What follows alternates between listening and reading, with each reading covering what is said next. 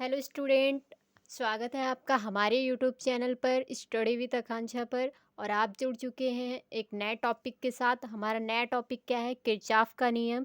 Kirchhoff के द्वितीय नियम के बारे में बात करेंगे और पहला नियम हम अगले वीडियो में डिस्कस कर चुके हैं, तो प्लीज़ आप लोग से रिक्वेस्ट है उस वीडियो को भी जाकर देखिए।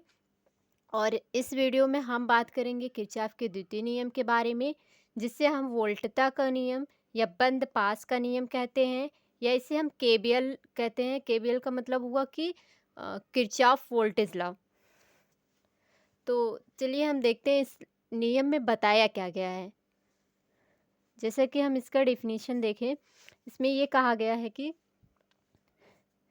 किसी वैद्युत परिपथ के प्रत्येक बंद पास के विभिन्न भागों में, यहाँ देखिए, यहाँ लिखिए विभिन्न भागों में बहने वाली धाराओं तथा उनके संगत प्रतिरोधों के गुणनफल का बीजगणितीय योग उस पास में लगे विद्युत वाहक बलों के बीजगणितीय योग के बराबर होता है। तो हम इस डेफिनेशन को इस फिगर की सहायता से समझेंगे कि आखिर इसमें कहा क्या गया है। चलिए हम इस फिगर से समझते हैं। ये हमारा जो है ये पूरा क्या है, एक क्लोज्ड इलेक्ट्रिक पाथ है, जिससे हम क्या कह रहे हैं, वैद्युत परिपथ। तो इसमें जो बहने वाली धारा है और उसका जो संगत प्रतिरोध यानी जो रेजिस्टेंस है, उनका जो गुणनफल है, जो इनका गुणनफल है, उनका जो बीजगणितीय योग है किसके बराबर है? ये जो विद्युत वाहक बल है इसके बराबर होगा। तो सबसे पहले हम आपको बता दें, यहाँ जैसे देखिए लिखा है समेसन। समेसन का मतलब ये होता है कि टोटल योग। टोटल योग किसका लेना है हमें? ये जो हमारा करंट फ्लो हो रहा है इस इलेक्ट्रिक पाथ में और जो रेजिस्टेंस है उनका गुणनफल का जो बीजगणितीय सम है किसके बराबर होगा? इस परिपथ में लगे क्या विद्युत वाहक बल के बराबर होगा, उनके भी बीजगणितीय योग के बराबर होगा। तो चलिए इसके पहले हम समझते हैं। जैसे देखिए ये हमारा कोई इलेक्ट्रिक पाथ है, इसमें जो करंट फ्लो हो रहा है और जिस डायरेक्शन में हम जा रहे हैं, करंट फ्लो होने का डायरेक्शन और जिस डायरेक्शन में जा रहे हैं अगर सेम होगा तो हम माइनस का IR लिखेंगे। और ये देखिए करंट फ्लो इधर हो रहा और हम जा इधर रहे हैं, अगर करंट फ्लो होने का डायरेक्शन और हमारे जाने का डायरेक्शन अपोजिट हो तो हम प्लस का IR लिखेंगे। और देखिए ये जैसे बैटरी का पॉजिटिव टर्मिनल है, ये बैटरी का निगेटिव टर्मिनल है। अगर हम जिस डायरेक्शन में जा रहे हैं बैटरी का पॉजिटिव टर्मिनल पहले मिलेगा तो हम माइनस का ये लिखेंगे।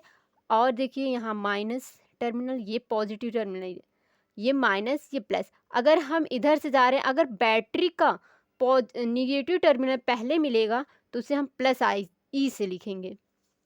ठीक है, इतनी बात समझ में आई। चलिए हम आगे देखते हैं। अब हम फर्स्ट लूप के, इसे फर्स्ट लूप मान लीजिए, इसे सेकंड लूप मान लीजिए। चलिए हम सबसे पहले फर्स्ट लूप के लिए लिखेंगे बंद पास फर्स्ट के लिए, बंद पास फर्स्ट के लिए क्या लिखेंगे? चलिए देखिए, मान लीजिए ये हमारा, माने क्या है, यहाँ देखिए शो किया गया है कि हमारा जो करंट फ्लो हो रहा है इसमें इस डायरेक्शन में हो रहा है। चलिए हम इस डायरेक्शन से चलते हैं। तो इसमें यही बताया गया है कि जिस डायरेक्शन में करंट फ्लो हो रहा है और हमारे जाने की डायरेक्शन है अगर एक दूसरे के अपोजिट हैं तो हम प्लस का IR लिखेंगे। यानी इसमें करंट क्या फ्लो हो रहा है? I1, तो I1 लिखेंगे। और ये जो हमारा रजिस्टेंस है ये क्या है? R1 है।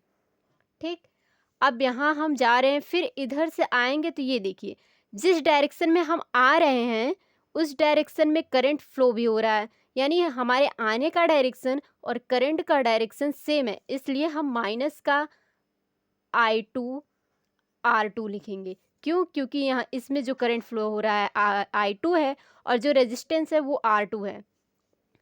तो ये किसके, इनका तो हम अलजेब्रिक सम कर लिए, ये किसके इक्वल होगा? ये किसके इक्वल होगा? इस परिपथ में जो विद्युत वाहक बल लगा है उसके इक्वल होगा। अब देखिए मान लीजिए हम इधर से आ रहे हैं, ठीक, हम इधर से आ रहे हैं तो हमें बैटरी का निगेटिव टर्मिनल पहले मिल रहा है, तो E1 को हम प्लस साइन के साथ लिखेंगे, तो ये E1 हो गया। अब इधर से हम इधर आएंगे तो हमें बैटरी का पॉजिटिव टर्मिनल पहले मिल रहा है, इसलिए हम E2 को माइनस साइन के साथ लिखेंगे। ये तो हुआ फर्स्ट हाँ पहले पास के लिए, बंद पास के लिए अकॉर्डिंग टू डिफिनीसन। हम इस डिफिनीसन के अकॉर्डिंग बंद पास के लिए समीकरण लिख लिए, इसे समीकरण फर्स्ट मान लीजिए। अब हम बंद पास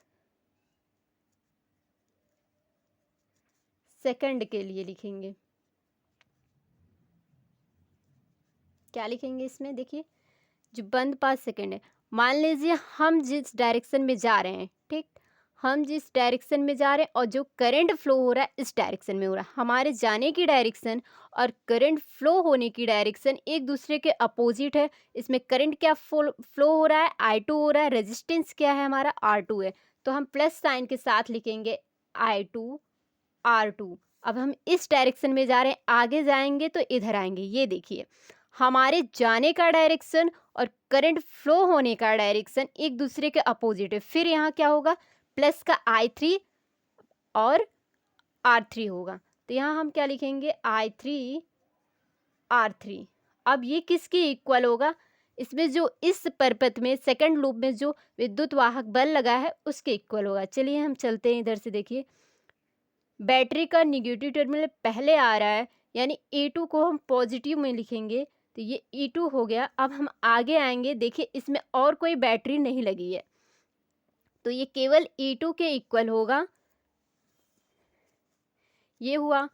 अब देखिए हमने यहाँ एक पॉइंट नोट किया है कि यह जो नियम है ऊर्जा संरक्षण की नियम पर आधारित है, और इसके पहले जो हमारा पहला नियम था वह किस नियम पर आधारित था, वो आवेश के संरक्षण के नियम पर आधारित था, यानी कि वो कंजर्वेशन ऑफ चार्ज के नियम पर आधारित था। ये एनर्जी ऑफ कंजर्वेशन, एनर्जी ऊर्जा संरक्षण के नियम पर आधारित है।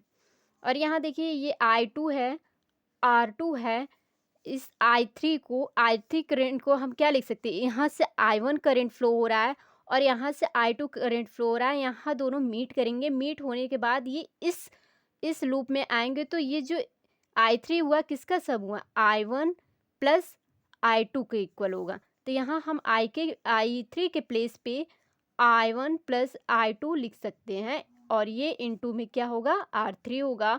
ये किसके इक्वल होगा, E2 के इक्वल।